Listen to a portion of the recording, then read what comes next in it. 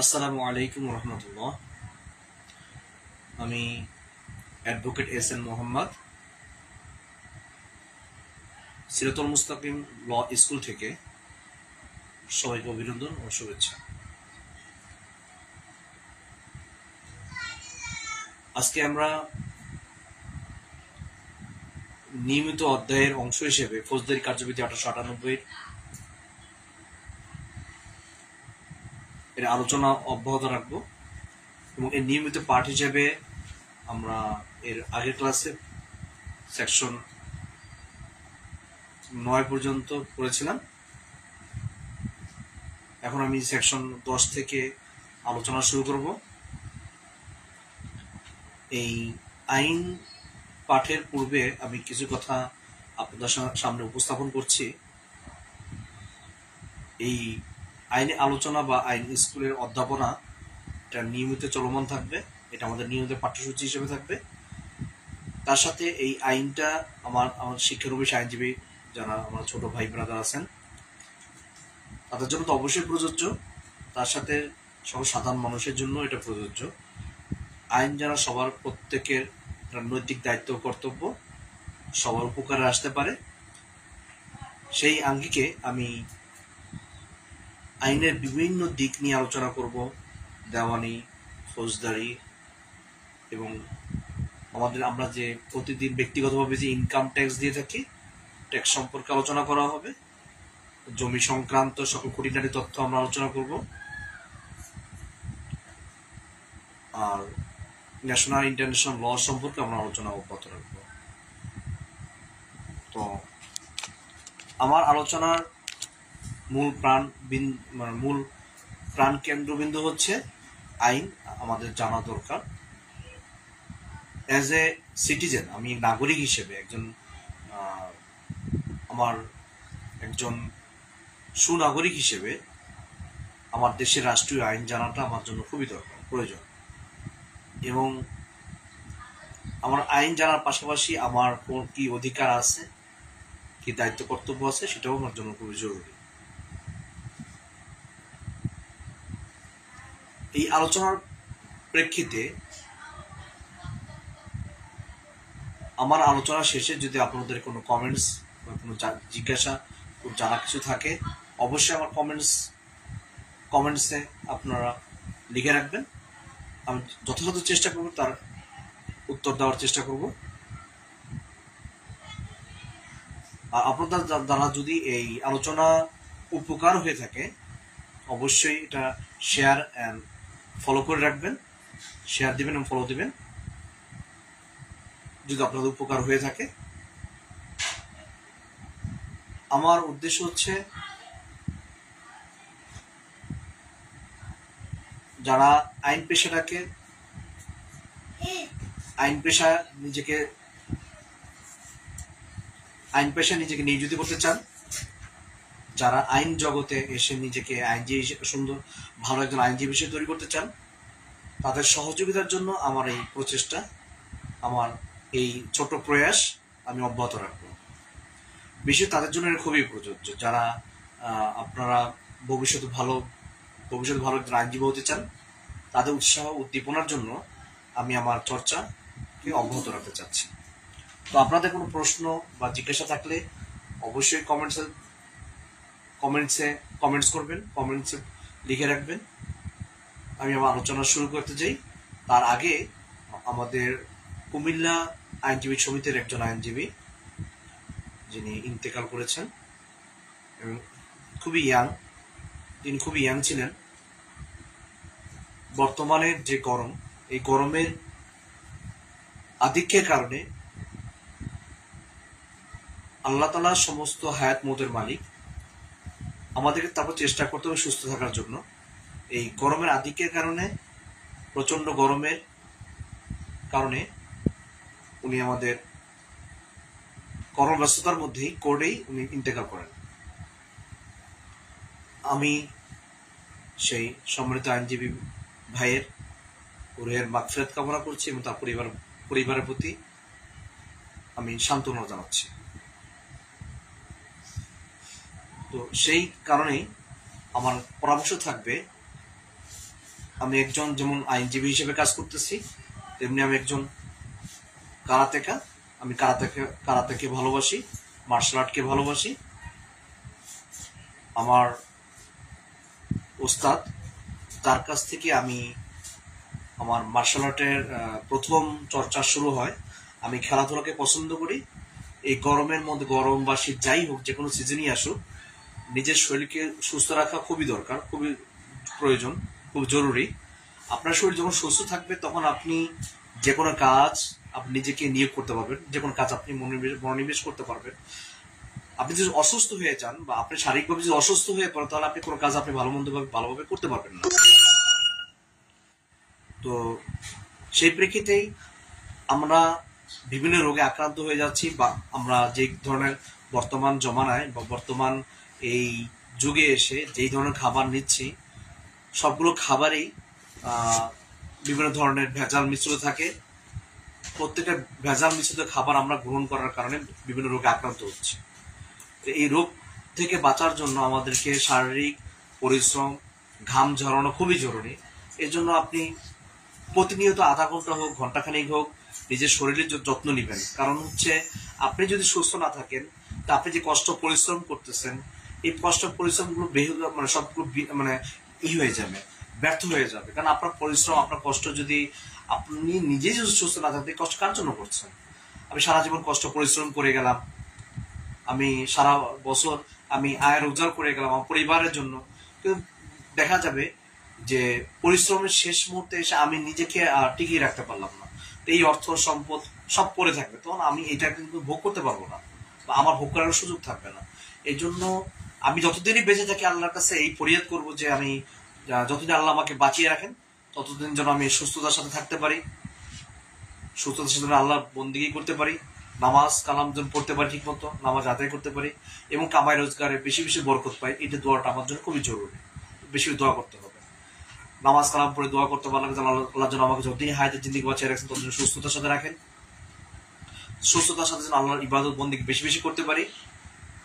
আর তার সাথে আমাকে শারীরিক কসরত, শারীরিক সুস্থতার জন্য আমাকে কিছু মেহনত করতে হবে। আমি সারা জীবন লেখাপড়া করে যাচ্ছি, অথচ আমার শরীরে কোনো নিয়ন্ত্রণ নাই, আমার শরীর সুস্থ না। তো আমি এত পরিশ্রম করি, সেইটা যদি আমি ফলটা ভোগ করতে না পারি, এই পরিশ্রমের কোনো দাম নেই। আমি আমার লাইফে সারা জীবন A+ গোল্ডেন A+ এর জন্য দৌড়াইলাম, কিন্তু আমি আমার শেষ পর্যন্ত আমার শরীরকে টিকিয়ে রাখতে পারলাম না, আমি সুস্থ থাকতে পারলাম না। তাহলে আমি আমার এই কষ্টের পরিশ্রম বা আমি যে জ্ঞান অর্জন করছি যাদের সেবা দেওয়ার জন্য, সেই সেবাটা কি কাজে লাগবে?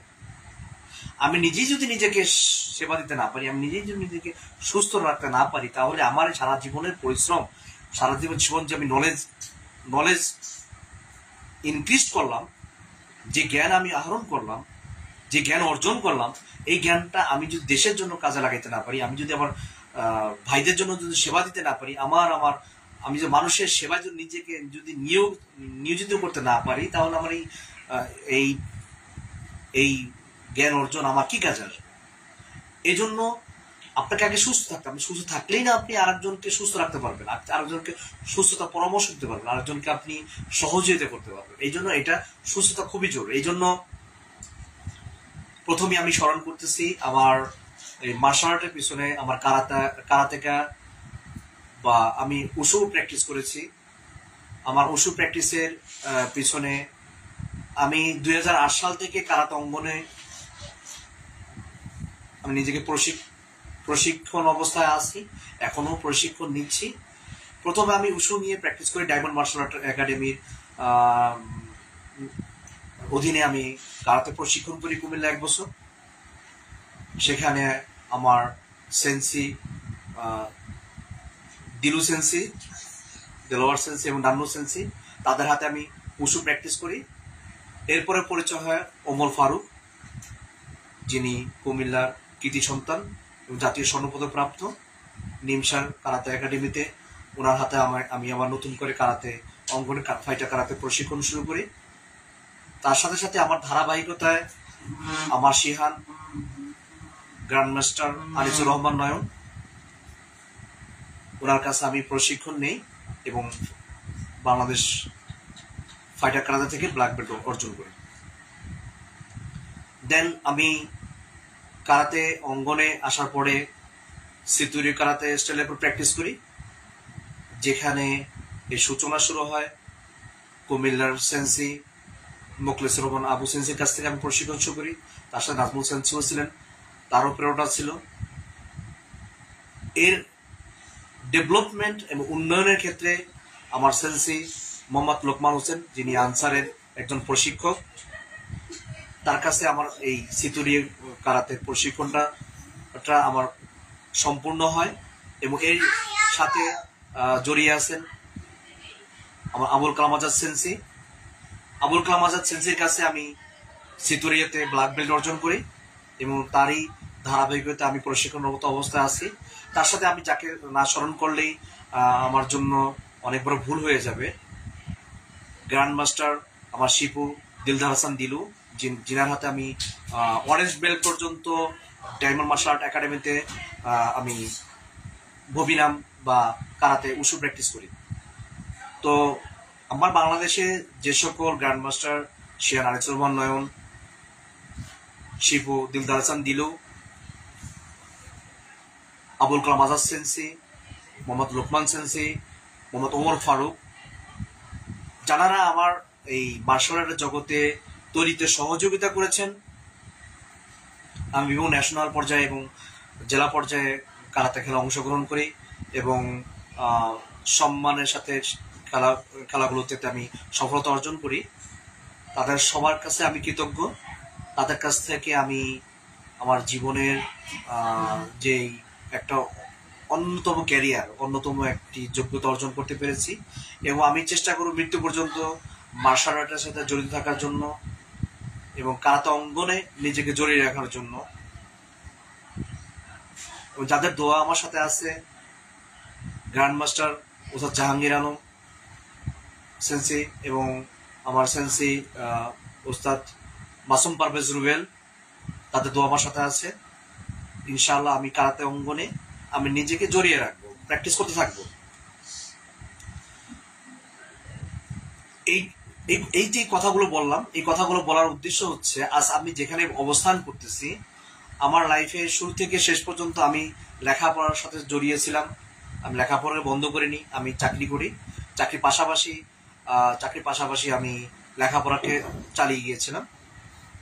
তো আমার ফ্যামিলি আছে, আমি চাকরি করি, আমি কারাতে করি, আমি লেখাপড়া করে আইন নিয়ে প্র্যাকটিস করতেছি, আইন প্রশিক্ষণের সাথে জড়িত, আইনজীবী হিসেবে কাজও করতেছি।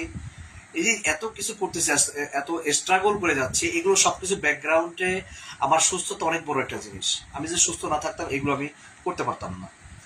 তো আল্লাহ মহান রব্বুল আলামিনের কাছে আমি এই জন্য শুকরিয়া আদায় করি। তো এইগুলো বলার উদ্দেশ্য হচ্ছে আমার প্রত্যেক আইনজীবী ভাই এবং যারা শিক্ষানবিশ আইনজীবী আছেন সবার কাছে আমার একটা অনুরোধ থাকবে, আপনারা অবশ্যই কিছু সময় আপনার জন্য আপনারা লেখাপড়া করতেন। আপনারা হচ্ছেন জাতির কর্ণধার, আইনজীবীরা কিন্তু জাতির কর্ণধার। তারা দেশকে পরিচালনা করেন, দেশের প্রথম শ্রেণীর নাগরিক তারা, ফার্স্ট ক্লাস সিটিজেনশিপ তারা, এবং তাদের সম্মানটা অনেক। তাদেরকে লার্নেড বলা হয়, বিজ্ঞ আইনজীবী, খুবই সম্মান তাদের। তাদের জীবনের শেষ অন্তিম মুহূর্ত তারা মানুষের সেবায় আইন শিক্ষার অঙ্গনে নিজেকে নিয়োজিত রাখেন এবং পেশায় তাদেরকে এখানেই তারা তাদের জীবনটাকে শেষ করে দেন, অতিবাহিত করে দেন। এই জন্য আইনজীবী যত অভিজ্ঞতা বাড়বে, যত বেশি বয়স বাড়বে, তার দাম, মূল্য, তার সম্মান আরো বেশি বৃদ্ধি পায়। এই জন্য আপনার এই পেশার অধ্যবসায়ের সাথে সাথে আপনাদেরকে নিজের সুস্থতার জন্য চেষ্টা করতে হবে, সুস্থ থাকার জন্য আপনার পরিশ্রম করার জন্য আমি অনুরোধ করব।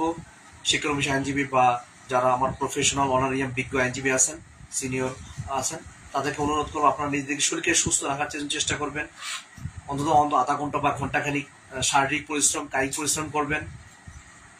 আর যদি শারীরিক পরিশ্রম করতে নাও পারেন, আপনারা রেগুলার ওয়াকিং করেন, রেগুলার রানিং করেন, তাও আপনার শরীর সুস্থ থাকবে। আর তারপর যদি আপনাদের প্রয়োজন মনে করেন, যে কোনো বয়সে কারাতে শেখা যায়, যে কোনো বয়সে মার্শাল আর্ট শেখা যায়, আপনারা যে কোনো ক্লাবে ভর্তি হতে পারেন নিজেদেরকে সুস্থ রাখার জন্য। আর সবচেয়ে বড় আত্মরক্ষা, সবচেয়ে বড় জিনিস আমাদের বর্তমানে সমাজে যে পরিমাণ বিশৃঙ্খলা সৃষ্টি হচ্ছে, যে পরিমাণ রাহাজানি, যে কোনো ধরনের আতঙ্ক ছড়িয়ে আছে। এই জন্য আপনার আত্মরক্ষার জন্য কারাতে জানা বা মার্শাল শেখা খুবই জরুরি। এটা আপনার হাতিয়ার হিসেবে কাজ করবে। তার সাথে আইনের যে জ্ঞান বা যে আমরা আইন বিজ্ঞান সম্পর্কে যে ধরনের মানে প্রফেশনাল প্রচেষ্টা করতেছি বা শিখতেছি, লার্নিং, এটা তো আমাকে অবশ্যই সহযোগিতা করবে। তার সাথে আপনার শক্তিমত্তা, আপনার সুস্থতা অনেক বেশি কাজে লাগবে। তো আমি কথা না বাড়িয়ে আমরা আমাদের পড়াটাকে শুরু করতেছি। যে সকল আইনজীবী তারা আজ পৃথিবীর থেকে চলে গেছেন, বিদায় নিয়েছেন, তাদের শ্রদ্ধা করে স্মরণ করছি এবং তাদের রুহের মাগফিরাত কামনা করে আমি আমার আজকের ক্লাস শুরু করতেছি। তো আইন পেশাটা একটা সেবামূলক পেশা, মানুষের পাশে থাকার জন্য, বিপদে পাশে থাকার জন্য, ন্যায় বিচার প্রতিষ্ঠা করার জন্য একটা সংগ্রাম। তো আমি সেই ন্যায় বিচার সংগ্রামের জন্য বা ন্যায় বিচার প্রতিষ্ঠার জন্য মৃত্যু পর্যন্ত আমি লড়ে যাব বা মৃত্যু পর্যন্ত আমি সাধনা বা প্রচেষ্টা জারি রাখবো। সাথে আমি খেলাকে পছন্দ করি, কারাতে আমার একটা অঙ্গ বা karate professional martial art practice করা এটা আমার অঙ্গ। আমি নিজেও এটা প্র্যাকটিস করব, সুন্দর একটা উচ্চতর শিখরে যাওয়ার চেষ্টা করব। সাথে সাথে আমাকে যারা আমার কাছে যারা প্র্যাকটিস করতেছেন, আমার যারা ছাত্র আছেন, যারা প্রশিক্ষণার্থী আছেন, তাদেরকে সুন্দর একটা জায়গা দেওয়ার চেষ্টা করব, তাদেরকে সুন্দর প্রশিক্ষিত করার চেষ্টা করব। সাথে সাথে বাংলাদেশ কারাতে ফেডারেশনকে আমার আন্তরিক অভিনন্দন, ধন্যবাদ। তারা কারাতেকে উন্নয়ন করার জন্য যুগে যুগে দিনে দিনে তারা খুব এগিয়ে যাচ্ছেন। কারাতে অনেক ডেভেলপমেন্ট হয়েছে, এখন অনলাইন সিস্টেম চালু আছে বাংলাদেশ কারাতে ফেডারেশনে। প্রত্যেকটা ছাত্র তার ইন্ডিভিজুয়াল একটা আইডিয়া আছে Bangladesh karate federation online system. আপনি যে পরীক্ষা দিবেন, আপনি যেসব কাজ করবেন, প্রত্যেকটা অভিজ্ঞতা কার্যক্রম সে অনলাইনে আপনার থাকবে। একজন কারাতেকার সমস্ত ডিটেলস থাকবে। বাংলাদেশ কারাতে ফেডারেশন অনেক এগিয়ে গেছে। বাংলাদেশ কারাতে ফেডারেশন বাংলাদেশের সুনামকে যুগে যুগে এবং দিন বাই দিন উত্তরোত্তর বৃদ্ধি করতেছে। দেশে বিদেশে খেলা পরিচালনা করে তারা সম্মান বয়ে আনতেছেন। যারা ন্যাশনাল প্লেয়ার হয়ে বাংলাদেশের পক্ষ নিয়ে যারা দেশান্তরে খেলাধুলা করতেছেন, তাদেরকে আমার অভিনন্দন জানিয়ে আজকে আমরা আইনের আলোচনা পাঠ ফৌজদারি কার্যবিধির 10ম ধারা থেকে আমরা শুরু করতেছি। তো আজকে আমরা সেকশন 10 পড়ব, ফৌজদারি কার্যবিধি। এই ফৌজদারি কার্যবিধির সেকশন 10-এ নির্বাহী ম্যাজিস্ট্রেট বা এক্সিকিউটিভ ম্যাজিস্ট্রেট সম্পর্কে বলা হয়েছে। এক্সিকিউটিভ ম্যাজিস্ট্রেট কারা বা নির্বাহী ম্যাজিস্ট্রেট কারা? আমি আগেই বলেছি বিসিএস ক্যাডার, যারা বিশেষ পরীক্ষায় অংশগ্রহণ করেন, বিশেষ পরীক্ষা দেন, তাদেরকে নির্বাহী ম্যাজিস্ট্রেট বলা হয়। তারা সহকারী কমিশনার হিসেবে বিভিন্ন জেলা উপজেলায় তারা কি করে নিয়োজিত হন। তো 10 ধারা মোট উপধারা আছে 60টি উপধারার মধ্যে প্রথম উপধারা বলছে সরকার যেরকম উপযুক্ত মনে করবেন প্রত্যেক জেলা বা মেট্রোপলিটন এলাকার জন্য তত সংখ্যক নির্বাহী ম্যাজিস্ট্রেট নিয়োগ করবেন এবং তাদের মধ্য থেকে একজনকে জেলা ম্যাজিস্ট্রেট হিসেবে নিযুক্ত করবেন। In every district and in every metropolitan area, the government shall appoint as many persons as it thinks fit to be executive magistrates and shall appoint one of them to be the district magistrate. Subsection 2 বলছে সরকার কোন নির্বাহী ম্যাজিস্ট্রেটকে অতিরিক্ত জেলা magistrate হিসেবে নিযুক্ত করবেন এবং এর অতিরিক্ত জেলা ম্যাজিস্ট্রেট সরকার যেরূপ নির্দেশ দিবেন সেরূপ এই কার্যবিধির বা বিদ্যমান অন্য কোনো আইনের অধীনে জেলা ম্যাজিস্ট্রেটের সকল বা যে কোনো ক্ষমতা অনুশীলন করতে পারবেন। 3, যখনই জেলা ম্যাজিস্ট্রেটের পদ শূন্য হবে তখনই তদীয় অনুযায়ী কোনো কর্মকর্তা অস্থায়ীভাবে জেলা প্রশাসনের প্রধান নির্বাহীর দায়িত্ব গ্রহণ করবেন। উক্ত কর্মকর্তা সরকারের আদেশ সাপেক্ষে অত্র আইনের অধীন জেলা ম্যাজিস্ট্রেটের উপর যত প্রযোজ্য কল্পিত সকল দায়িত্ব পালন করবেন। সাবসেকশন 4, যে সরকার বা সরকারের নিয়ন্ত্রণ সাপেক্ষে জেলা ম্যাজিস্ট্রেট সময়ে সময়ে আদেশ দ্বারা নির্বাহী ম্যাজিস্ট্রেটের স্থানীয় কর্মপরিধি নির্ধারণ করে দিতে পারবেন, যার মধ্যে এই আইনের অধীন সকল বা কোনো ক্ষমতা এই কার্যবিধির অধীনে প্রয়োগ করতে পারবে এবং নির্ধারণের ভিন্নতর বিধান ব্যতীত এরূপ নির্বাহী ম্যাজিস্ট্রেটের এখতিয়ার এবং ক্ষমতা জেলাভাবে বিস্তৃত থাকবে। সরকার যদি উপযুক্ত বা প্রয়োজনীয় মনে করেন বাংলাদেশ সিভিল সার্ভিস প্রশাসন নিয়োজিত কোনো ব্যক্তিকে নির্বাহী ম্যাজিস্ট্রেট হিসেবে নিয়োগ দিতে ও নির্বাহী ম্যাজিস্ট্রেটের ক্ষমতা দিতে পারবেন। এখানে সাবসেকশন 5 বলছে যদি কোনো ম্যাজিস্ট্রেট মানে সিভিল সার্ভিস প্রশাসনের যদি কোনো ম্যাজিস্ট্রেট সিভিল সার্ভিস প্রশাসন নিযুক্ত কোনো ব্যক্তিকে সরকার চাইলে নির্বাহী ম্যাজিস্ট্রেট হিসেবে নিযুক্ত দিতে পারে। The government may, if it thinks expedient or necessary, appoint any person employed in the Bangladesh Civil Service Administration to be an executive magistrate and confer the powers of an executive magistrate to on any such member. Subsection 6 উপধারা 4 বিধৃত স্থানীয় এলাকার সংজ্ঞা সাপেক্ষে সহকারী commissioner বৃন্দ, অতিরিক্ত deputy commissioner অথবা উপজেলা নির্বাহী অফিসার হিসেবে নিযুক্ত সকল ব্যক্তি নির্বাহী ম্যাজিস্ট্রেট হিসেবে গণ্য হবেন এবং তাদের স্থানীয় এলাকার মধ্যে তার নির্বাহী ম্যাজিস্ট্রেট হিসেবে গণ্য হবেন। তাদের স্থানীয় এলাকার মধ্যে তার নির্বাহী ম্যাজিস্ট্রেট ক্ষমতা অনুশীলন করবেন। সাবসেকশন 7 সেকশন 10 সাবসেকশন 7 অনুযায়ী এই ধারার কোনো কিছু বিদ্যমান কোনো আইনের অধীন সরকারকে বর্তমান বলবৎ কোনো আইন বলে মেট্রোপলিটন এলাকার মধ্যে কোনো পুলিশ কমিশনারকে নির্বাহী ম্যাজিস্ট্রেটের বা যে কোনো ক্ষমতা অর্পণ করতে কোনরূপ নিবারণ করবে না। আমরা এই পর্যন্ত 10-এর যতগুলো ধারা পড়ে এসেছি 1 থেকে 6 পর্যন্ত, এগুলো কোনো কিছুই বর্তমান বলবৎ কোনো আইন বলে মেট্রোপলিটন এলাকার মধ্যে কোনো পুলিশ কমিশনারকে নির্বাহী ম্যাজিস্ট্রেট বা যে কোনো ক্ষমতা অর্পণ করতে কোনরূপ নিবারণ করবে না। অর্থাৎ মেট্রোপলিটন এলাকার মধ্যে যদি পুলিশ কমিশনার থাকে তাকে সরকার চাইলে ম্যাজিস্ট্রেটের ক্ষমতা প্রদান করতে পারে। এটা একটা গুরুত্বপূর্ণ পয়েন্ট, এটা মনে রাখতে হবে। সাবসেকশন 7 অর্থাৎ পুলিশ কমিশনার ম্যাজিস্ট্রেট হিসেবে দায়িত্ব পালন করতে পারেন। এবার আমরা পড়বো সেকশন 11। আমরা কি শিখলাম সেকশন 10-এ যে নির্বাহী ম্যাজিস্ট্রেট কারা, কাদেরকে নির্বাহী ম্যাজিস্ট্রেট বলা হয়, নির্বাহী ম্যাজিস্ট্রেট কোথায় কোথায় নিযুক্তি দেওয়া হয়, কে দেন, সরকার দেন। নির্বাহী ম্যাজিস্ট্রেটের নিয়োগ কে দেন, সরকার দেন। এবং সরকার কাদেরকে চাইলে আবার নির্বাহী ম্যাজিস্ট্রেট হিসেবে নিয়োগ দিতে পারেন। যে কোনো সিভিল সার্ভিসে সিভিল সার্ভিস প্রশাসনে নিযুক্ত যে কোনো ব্যক্তিকে সরকার চাইলে ম্যাজিস্ট্রেট হিসেবে নিয়োগ দিতে পারেন। এবং চাইলে মেট্রোপলিটন এলাকার মধ্যে পুলিশ কমিশনার যিনি থাকে তাকেও ম্যাজিস্ট্রেটের পাওয়ার দিতে পারেন। এটা সরকার এই ক্ষমতা দিতে পারেন। এই জন্য বলছে যে এখানে কোনো কিছুই তা কি করবে না, যে বাধা দিতে পারবে না, বার করতে পারবে না। পুলিশ কমিশনারকে ম্যাজিস্ট্রেটের উপরে যাই থাকুক, পুলিশ কমিশনারকেও কি ম্যাজিস্ট্রেট দায়িত্ব পালন করতে পারে। এবার আমরা শিখবো, এটা হচ্ছে নির্বাহী ম্যাজিস্ট্রেট সম্পর্কে আমার ধারণা। আমরা জানি ম্যাজিস্ট্রেট দুই ধরনের, নির্বাহী ম্যাজিস্ট্রেট হয় আর একটা হচ্ছে জুডিশিয়াল ম্যাজিস্ট্রেট। তো জুডিশিয়াল ম্যাজিস্ট্রেটের কাজ কি, আমাদের এই ফৌজদারি কার্যবিধি আমরা যা পড়তেছি এখানে আমরা জানবো হচ্ছে অফেন্স কিভাবে হয়, অফেন্স মানে অপরাধ কিভাবে তৈরি হয়, অপরাধ কিভাবে নিবারণ করতে হয়, কি কি অপরাধ জামিনযোগ্য আর কি কি অপরাধ জামিন অযোগ্য, পুলিশের কাজ কি কি, পুলিশ কি কি ক্ষমতা প্রয়োগ করতে পারে, কি কি পারেন না, বিচারিক আদালত হিসেবে ম্যাজিস্ট্রেট আদালত কি কি বিচার করতে পারে, কত কি পর্যন্ত শাস্তি দিতে পারে, দায়রা আদালতের ক্ষমতা, দায়রা আদালত কি কি শাস্তি দিতে পারে, তার ক্ষমতা কি কি, হাইকোর্ট সুপ্রিম কোর্টের আপিল বিভাগের কি কি ক্ষমতা আছে, সবকিছু আমরা ডিটেলসে এই পাঠের দ্বারা জানতে পারবো। আমাদের 6 থেকে 41 ধারা হচ্ছে যে আদালতের পরিচিতি, মানে অফিসের আদালতের পরিচিতি এবং তাদের ক্ষমতা, কার্যপ্রয়োগ ক্ষমতা। তো তারই ধারাবাহিকতা আজকে আমরা পড়বো সেকশন 11, যেখানে জুডিশিয়াল ম্যাজিস্ট্রেট সম্পর্কে আলোচনা করা হয়েছে।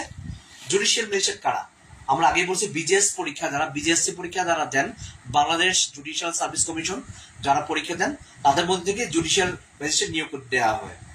তো জুডিশিয়াল ম্যাজিস্ট্রেটের সাবসেকশন 1 অনুযায়ী বলছে মেট্রোপলিটন এলাকার বাইরে সকল জেলাতে একজন চিফ জুডিশিয়াল ম্যাজিস্ট্রেট এবং অন্যান্য ম্যাজিস্ট্রেটগণ বাংলাদেশ জুডিশিয়াল সার্ভিসে নিযুক্ত ব্যক্তিগণের মধ্য হতে সংবিধান অথবা অনুচ্ছেদ 133-এর অনুবিধি মোতাবেক রাষ্ট্রপতি কর্তৃক প্রণীত বিধিমালা মোতাবেক নিযুক্ত করতে হবে।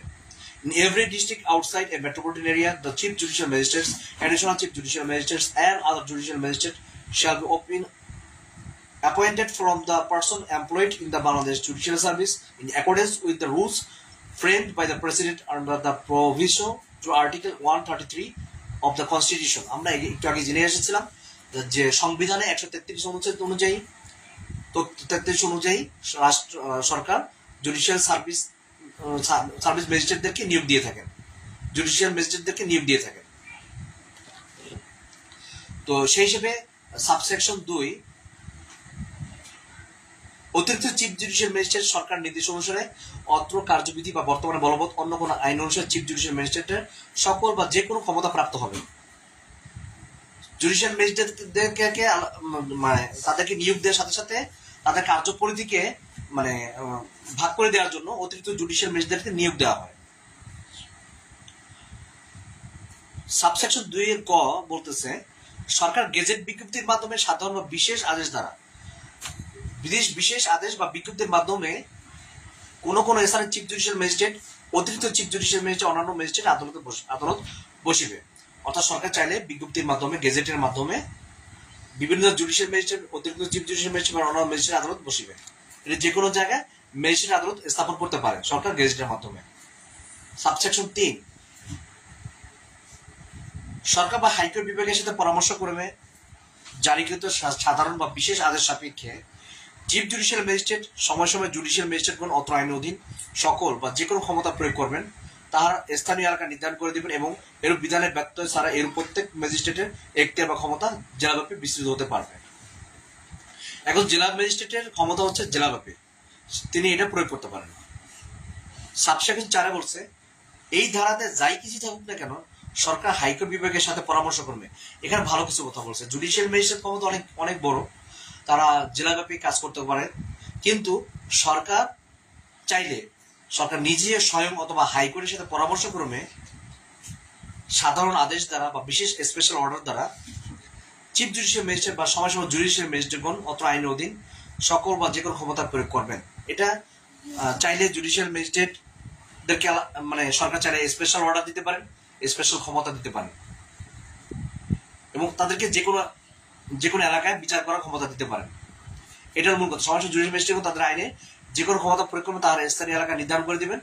এর বিধানে ব্যর্থ ছাড়া এর প্রত্যেক ম্যাজিস্ট্রেটের এখতিয়ার বা ক্ষমতা জেলাব্যাপী বিস্তৃত হতে পারে।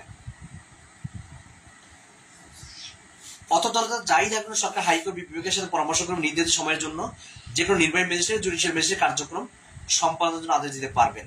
এর সময়কালে উক্ত ম্যাজিস্ট্রেট কোনো নির্বাহী ম্যাজিস্ট্রেটের কাজ করবেন না।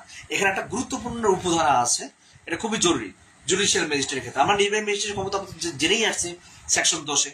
এবার 11-তে এসে বলতেছে যে জুডিশিয়াল ম্যাজিস্ট্রেট কারা কারা কারা কি ধরনের বিচার প্রক্রিয়া কার্যক্রম করবেন, কারা তাদেরকে নিয়োগ দিবে, সরকার নিয়োগ দিবেন, তাদেরকে কে ক্ষমতা দিতে পারেন, কিভাবে দিতে পারেন, বিভিন্ন গেজেট অনুযায়ী বিভিন্ন স্পেশাল অর্ডার অনুযায়ী তাদেরকে ক্ষমতা প্রয়োগ করতে পারেন।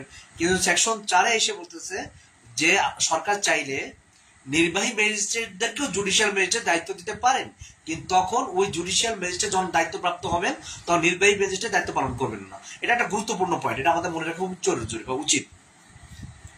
উপসেকশন 4 অনুযায়ী যদি কোনো নির্বাহী ম্যাজিস্ট্রেটকে সরকার জুডিশিয়াল ম্যাজিস্ট্রেট দায়িত্ব প্রদান করে থাকেন, তখন ওই নির্বাহী ম্যাজিস্ট্রেট তার নির্বাহী দায়িত্ব পালন করবেন না, তখন তিনি জুডিশিয়াল ম্যাজিস্ট্রেট দায়িত্ব পালন করবেন। এটা হলো সাবসেকশন 4-এর মূল কথা। আমরা সেকশন 10 এবং 11 সম্পর্কে নির্বাহী ম্যাজিস্ট্রেট এবং জুডিশিয়াল ম্যাজিস্ট্রেট পরিচয় সম্পর্কে জানতে পারলাম। যদি এই বিষয়ে আপনাদের কোনো প্রশ্ন থাকে অবশ্যই কমেন্টস করে জানাবেন, আমি অ্যান্সার দেওয়ার চেষ্টা করবো ইনশাআল্লাহ। লাইভ ক্লাসে অ্যান্সার দিব, না পারলে জেনে দিব ইনশাআল্লাহ, তবু উত্তর আপনারা পেয়ে যাবেন। আমি যদি আমার কোথায় আটকিয়ে যাই বা কোনো কোথাও যদি আমার জানার কমতে থাকে অবশ্যই আমি নেক্সট ক্লাসে এই ব্যাপারে আলোচনা করব এবং জানিয়ে দেবো। তো অবশ্যই আপনারা প্রশ্ন করবেন, যেখানে বুঝবেন না অবশ্যই আলোচনা আপনারা আমাকে জানাবেন, আমি যথাযথভাবে উত্তর দেওয়ার চেষ্টা করবো ইনশাআল্লাহ। এবার আসেন সেকশন 12, এটা বিশেষ ম্যাজিস্ট্রেটের কথা বলা হয়েছে, স্পেশাল ম্যাজিস্ট্রেট। স্পেশাল ম্যাজিস্ট্রেট কারা, তাদের কাজ কি? আমরা তো ম্যাজিস্ট্রেট দুই ধরনের ম্যাজিস্ট্রেট জেনে আসলাম, একটা হচ্ছে নির্বাহী ম্যাজিস্ট্রেট এবং জুডিশিয়াল ম্যাজিস্ট্রেট, কিন্তু স্পেশাল ম্যাজিস্ট্রেট কারা বা বিশেষ ম্যাজিস্ট্রেট কারা? সেকশন 12-তে এটা সম্পর্কে বলছে যে সরকার মেট্রোপলিটন এলাকার বাইরে যে কোনো এলাকা নির্বাহী ম্যাজিস্ট্রেটের উপর এই আইনের অধীন ন্যস্ত বা অর্পিত বিশেষ মামলা অথবা বিশেষ শ্রেণী সমূহের মামলা অথবা সাধারণ মামলা অন্য যে কোনো ব্যক্তির উপর অর্পণ করতে পারবে। এই বিশেষ স্পেশাল ম্যাজিস্ট্রেট অর্ডারটা মেট্রোপলিটন এলাকার বাহিরে, মহানগরী এলাকার বাইরে, মহানগরী এলাকা বলতে Chattogram city, Dhaka city, Khulna city, Rajshahi city, Rangpur city, Sylhet সিটির বাহিরে যে অঞ্চলগুলো আছে এগুলো মহানগর এলাকার বাহিরে। এই মহানগর এলাকার বাহিরে যে অঞ্চলগুলো আছে সেখানে নির্বাহী ম্যাজিস্ট্রেট যারা আছে তাদেরকে চাইলে সরকার বিশেষ ক্ষমতা প্রয়োগ দিতে পারেন। The government may confer upon any person or any of the powers conferred or conferable by or under this code on an executive magistrate in respect of particular cases or a particular class or classes of cases or in regard to cases generally in any local area outside a metropolitan area. অর্থাৎ ইংলিশটা আসলে খুবই সহজ বোঝা যায় যে metropolitan এলাকার বাইরে যারা নির্বাহী ম্যাজিস্ট্রেট তাদেরকে স্পেশাল পাওয়ার সরকার প্রদান করতে পারে। তবে এখানে শর্ত আছে। কি কি শর্ত আছে? এই উপরাধীন কোন ক্ষমতা সরকার সহকারী পুলিশ সুপার, এই ক্ষমতা সহকারী পুলিশ সুপার এর নিম্ন কোনো পুলিশ অফিসার উপর অর্পিত হবে না। শর্ত কি দিয়েছে যে সহকারী পুলিশ কমিশনার নিচে অথবা এই ধরনের পুলিশ অফিসারের উপর এমন কোনো ক্ষমতা দেওয়া যাবে না। সহকারী পুলিশ কমিশনারের নিচে কোনো র্যাঙ্কে বা এই ধরনের কোনো পুলিশ অফিসারের উপর এই ধরনের ক্ষমতা দেওয়া যাবে না যা কিনা শান্তি শৃঙ্খলা সংরক্ষণ, অপরাধ প্রতিরোধ, আশঙ্কা নির্মূলে, গোয়েন্দাগিরি, অপরাধীকে ম্যাজিস্ট্রেটের সম্মুখে হাজির করার জন্য কোনো অপরাধীকে আটক, অফিসার কর্তৃক বিদ্যমান অন্য কোনো আইনে অর্পিত কর্তব্য সম্পাদন হবে না। তবে শর্ত কি বলছে, এই উপরাধীন কোনো ক্ষমতা সহকারী পুলিশ সুপার এবং নিম্ন কোনো পুলিশ অফিসারের উপর অর্পিত হবে না বলে দিয়েছে। এবং এই ধরনের পুলিশ অফিসারের উপর এমন কোন ক্ষমতা দেওয়া যাবে না। জিনিসটা অনেকটা কঠিন করে ফেলছে যে নির্বাহী ম্যাজিস্ট্রেটের এই স্পেশাল পাওয়ার নির্বাহী ম্যাজিস্ট্রেটকে অবশ্যই দিতে পারেন সরকার, কিন্তু শর্ত আছে। আমরা জানি পুলিশ কমিশনারকেও ম্যাজিস্ট্রেট দায়িত্ব পালন করতে দেওয়া হয়, কিন্তু তার কোন র্যাঙ্কের নিচে হবে না, যে পুলিশ সহকারী পুলিশ কমিশনারের নিচের র্যাঙ্কে বা তার তদনিম্ন কোনো অফিসারকে এই দায়িত্ব দেওয়া হবে না। সাথে এটাও বলছে যে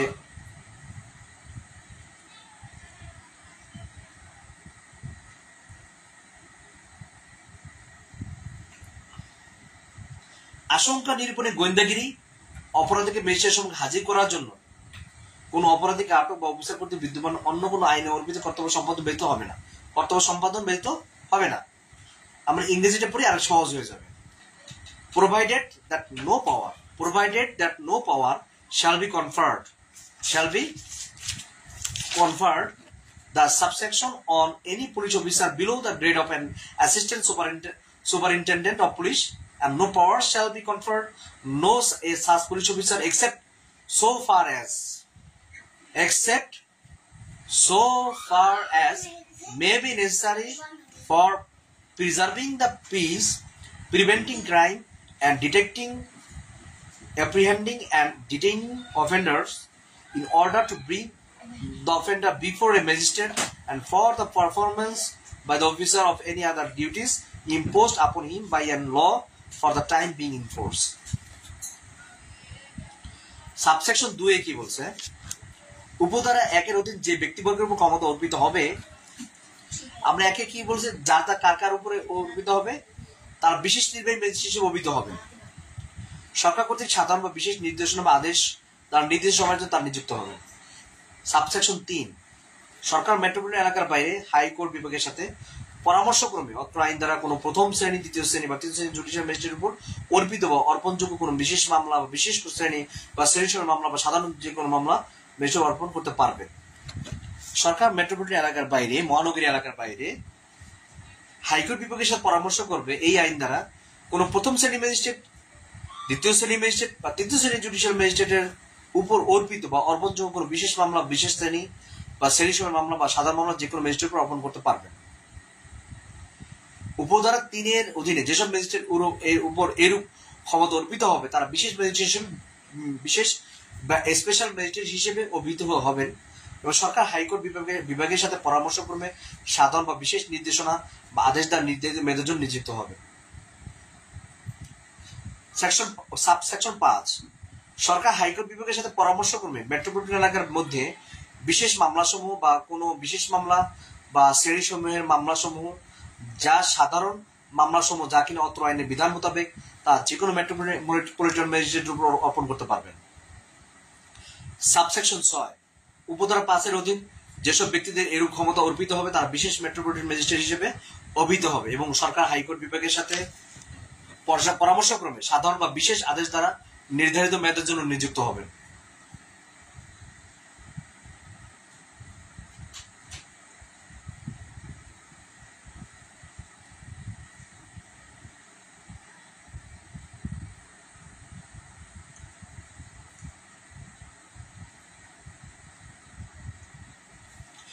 তো আমরা এখানে স্পেশাল ম্যাজিস্ট্রেট বলতে কি বুঝে আমরা সেই ব্যাপারে আলোচনা করলাম। সেকশন 12 ধারা,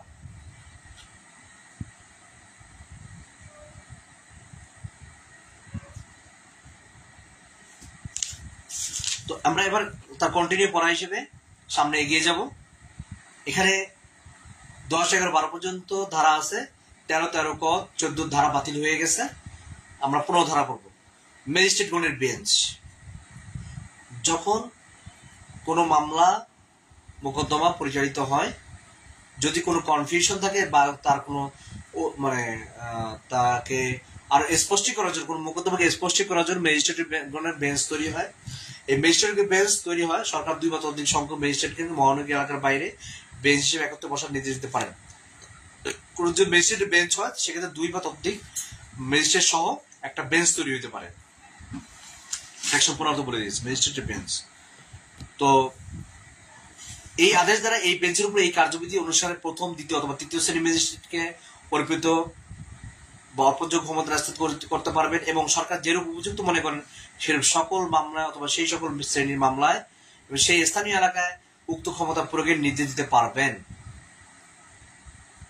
The government may direct any 2 or more magistrates in any place outside a metropolitan area to sit together as a bench and may by order invest such bench with any of the powers conferred or conferable by or under this code on a magistrate of this first, second or third class and direct it exercise such powers in such cases or such classes of cases only and within such local limits as the government thinks fit. Subsection 2 বলছে বিশেষ নির্দেশ না থাকলে বেঞ্চসমূহ যেসব ক্ষমতা প্রয়োগ করতে পারবেন। এই ধারা অনুসারে প্রদত্ত কোনো আদেশ দ্বারা অনুরূপ বিধান করা না হয়ে থাকলে বেঞ্চের বর্তমান কার্যক্রমে অংশগ্রহণকারী সদস্যদের মধ্যে সর্বোচ্চ শ্রেণীর ম্যাজিস্ট্রেটকে এই আইন দ্বারা যে ক্ষমতা দেওয়া হয়েছে বেঞ্চের সেই ক্ষমতা থাকবে এবং আইনের উদ্দেশ্যে বেঞ্চের যথাসম্ভব উক্ত শ্রেণীর ম্যাজিস্ট্রেট বলে গণ্য করতে হবে। অর্থাৎ বিশেষ নির্দেশ যদি না থাকে তাই বেঞ্চসমূহ যেসব ক্ষমতা প্রয়োগ করতে পারবেন এই ধারা অনুসারে প্রদত্ত কোনো আদেশ দ্বারা অনুরূপ বিধান করা না হয়ে থাকলে বেঞ্চের বর্তমান কার্যক্রমে অংশগ্রহণকারী সদস্যদের মধ্যে সর্বোচ্চ শ্রেণীর ম্যাজিস্ট্রেটকে এই আইন দ্বারা যে ক্ষমতা দেওয়া হয়েছে বেঞ্চের সেই ক্ষমতা থাকবে। এই আইনের উদ্দেশ্যে বেঞ্চকে যথাসম্ভব উক্ত শ্রেণীর ম্যাজিস্ট্রেট বলে গণ্য করতে হবে। সেকশন 16, সেকশন 16 বেঞ্চসমূহের পদ নির্দেশনার জন্য বিধি প্রণয়নের ক্ষমতা। অর্থাৎ পুনরায় যে ম্যাজিস্ট্রেট বেঞ্চ তৈরি হলো সরকারের আদেশ অনুযায়ী বা হাইকোর্টের পরামর্শ অনুসারে যে বেঞ্চ তৈরি হলো, এই বেঞ্চগুলোর কার্যক্রম বিধি কি কি হতে পারে, কে প্রণয়ন করবেন এই বিষয়ে মানে যে সেকশন দেওয়া আছে সেকশন 16 বেঞ্চের পদ নির্দেশনার জন্য বিধি প্রণয়নের ক্ষমতা। Power to frame rules for guidance of benches. সরকার অথবা সরকার নিয়ন্ত্রণ সাপেক্ষে চিফ জুডিশিয়াল ম্যাজিস্ট্রেট কোন জেলার ম্যাজিস্ট্রেট বেঞ্চের পদ নির্দেশনার উদ্দেশ্যে এই বিধির সাথে সামঞ্জস্য রেখে সময়ে সময়ে নিম্নলিখিত বিষয়ে বিধি প্রণয়ন করতে পারবেন।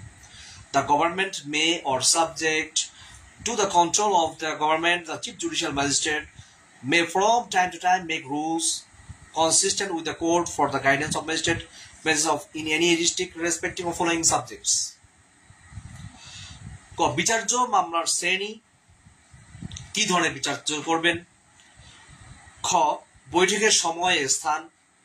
গ বিচারের জন্য বেঞ্চ গঠন। ঘ বৈঠকে উপস্থিত ম্যাজিস্ট্রেটগণের মধ্যে কোন মতবিরোধ দেখা দিলে মীমাংসার পদ্ধতি। তাহলে এখানে আমরা কয়টা জিনিস পেলাম, 4টা জিনিস পেলাম যে এই বেঞ্চসমূহের কার্যক্রমগুলো কি কি হবে। এক হচ্ছে বিচার্য মামলার শ্রেণী, কি কি হবে, কি ধরনের বিচার মামলা করবেন, বৈঠকটা কখন বসবে, কোন স্থানে বসবে, বিচারের জন্য বেঞ্চ গঠন করা, বৈঠকে উপস্থিত ম্যাজিস্ট্রেটের মধ্যে কোনো মত বিরোধ দেখা যায় তার মীমাংসার পদ্ধতি। এই 4টা কাজ করবে, এই তাদের কাজের পদ্ধতিগুলো হবে এইভাবে বেঞ্চসমূহের। সেকশন 17 বলছে যে নির্বাহী জুডিশিয়াল মেট্রোপলিটন ম্যাজিস্ট্রেট বৃন্দের অধীন অধস্তনতা। অর্থাৎ এই নির্বাহী জুডিশিয়াল ম্যাজিস্ট্রেট তারা কিভাবে তাদের সিকুয়েন্সটা, তাদের সিরিয়ালটা বা তার চেইনটা কিভাবে তৈরি হয়, তাদের অধস্তনতা কিরকম। Subordination of executive judicial and metropolitan magistrate. Subsection 1 বলছে যে ধারা 10 এবং 12(1) অধীনে সকল নির্বাহী ম্যাজিস্ট্রেট, কথাটা বুঝে নিতে হবে যে সকল নির্বাহী ম্যাজিস্ট্রেট জেলা ম্যাজিস্ট্রেট অধীন হবে। আমাদের বাংলাদেশে যত নির্বাহী ম্যাজিস্ট্রেট আছেন তার সকল নির্বাহী ম্যাজিস্ট্রেট তারা জেলা ম্যাজিস্ট্রেটের অধীন, যিনি সময় সময় অত কার্যবিধির সাথে মিল রেখে একই সকল ম্যাজিস্ট্রেট বৃন্দের মধ্যে ম্যাজিস্ট্রেট বৃন্দের মাঝে কর্মবন্টন করে দেবেন। All executive magistrate appointed under section 10-12 Act shall be subordination to the district magistrate who from time to time give a special order consistent with this code as to the distribution of business among such magistrates. Subsection 2 ধারা 11 এবং 12 অধীন নিযুক্ত সকল judicial magistrate ও ধারা 15 এর আওতায় গঠিত সকল বেঞ্চ চিফ জুডিশিয়াল ম্যাজিস্ট্রেট অধ্যস্থান হবেন, যিনি সময়ে সময়ে অত কার্যবিধির সাথে সঙ্গতিপূর্ণ বিশেষ আদেশ তৎসহ ধারা 16 এর বিধান মোতাবেক এতদ বিষয়ে সরকার কর্তৃক প্রণীত বিধিমালার প্রেক্ষিতে এসব ম্যাজিস্ট্রেট এবং বেঞ্চের বেতন কর্মবন্টন করে দেবেন।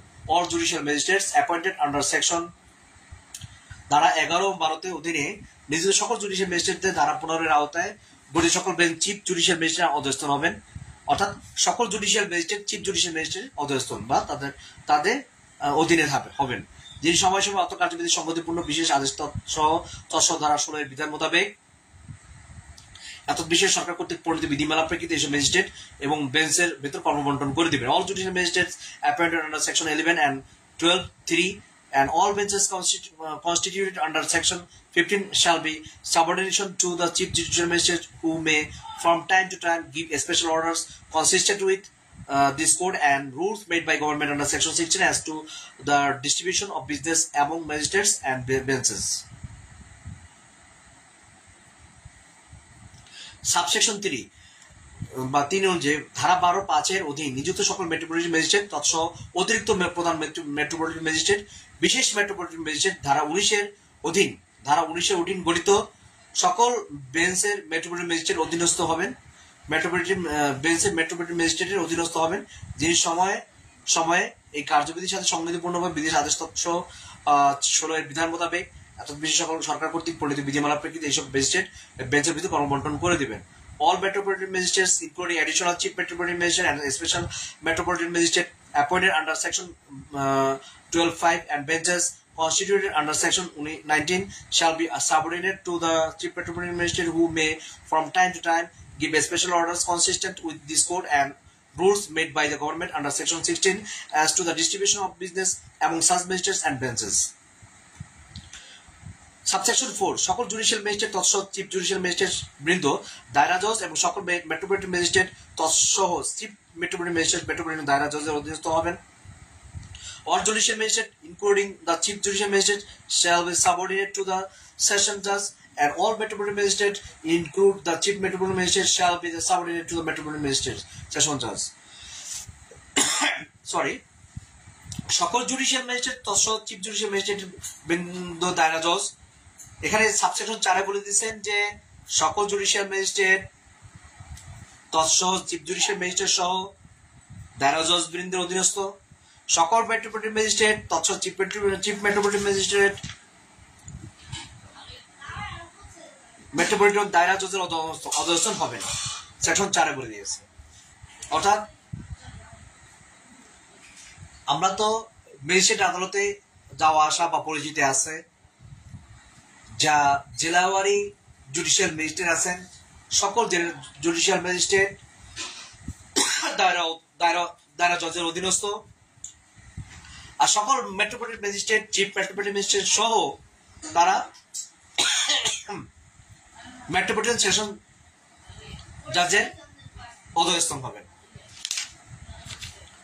এটা হলো সেকশন 17-তে সুন্দরভাবে বলে দিয়েছেন কে কার অধীনস্থ বা কে কার অধস্তন বা ছোট বা কে কার র্যাঙ্কে জুনিয়র, এটাকে বুঝিয়ে দিয়েছে সেকশন 17-তে।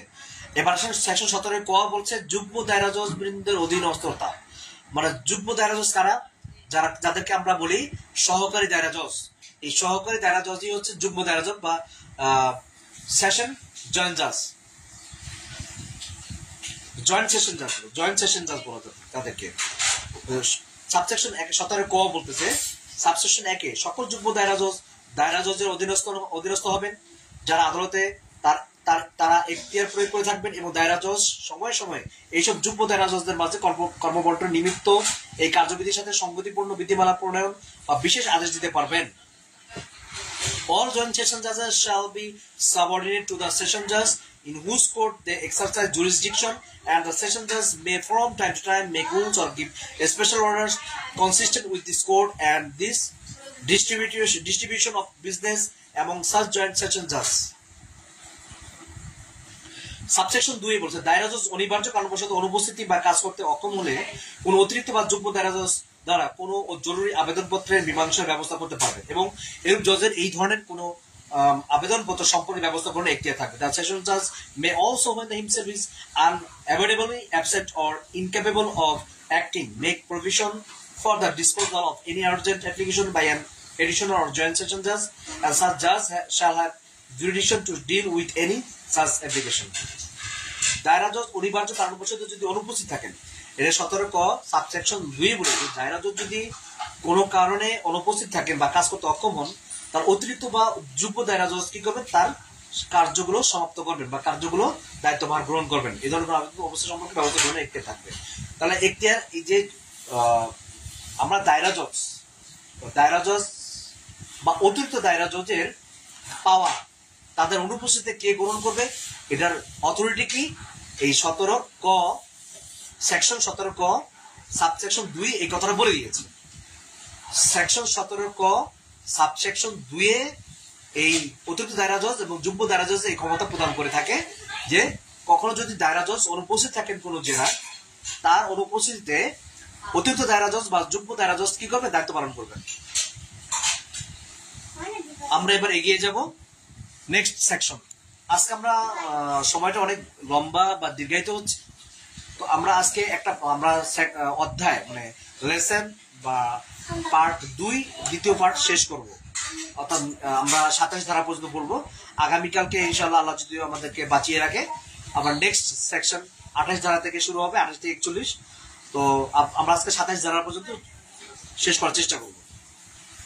সেকশন 18 আমরা সেকশন 9 থেকে সেকশন 17 পর্যন্ত, 17 ক পর্যন্ত পড়ে আসলাম। নির্বাহী ম্যাজিস্ট্রেট, জুডিশিয়াল ম্যাজিস্ট্রেট, বিশেষ ম্যাজিস্ট্রেট, স্পেশাল ম্যাজিস্ট্রেট এবং ম্যাজিস্ট্রেটের জন্য বেঞ্চ সমূহ কিভাবে তৈরি হয়, কার্য পদ্ধতি কি, সেকশন 16 বলা হয়েছে।